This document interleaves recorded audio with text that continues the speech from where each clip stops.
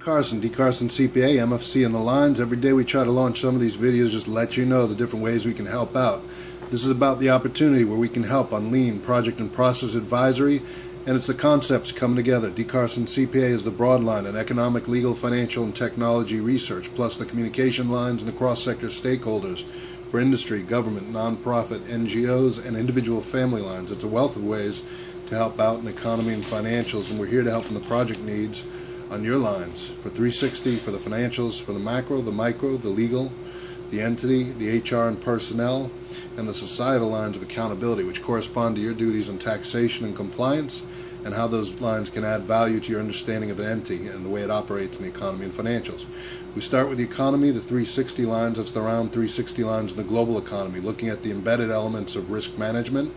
In a complex global economy, risk breaking out into risk management, risk plus cyber, and risk plus VUCA for the global economy. On the economics line, it's about supply and demand and how supply and demand influences your entity as a subset of the global economy. Thinking about the lines of trade, thinking about the legal structure which binds financials to a framework. On the first tier, financials are about the standards from GAAP. On the second tier, for taxation and compliance, the legal lines establish societal needs, and that's where we all connect in the greater economy on the 360 lines.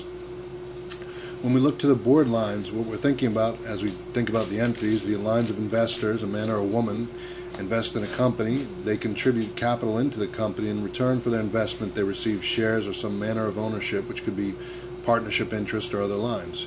From the board lines, you've got the governance lines of the entity. You've got the chairman of the board, the directors, the CEOs, the CFOs, and they sit in front of the entity to cover the lines where accounting, taxes, financials, compliance, and analysis roll up through the entity to the broad lines of governance.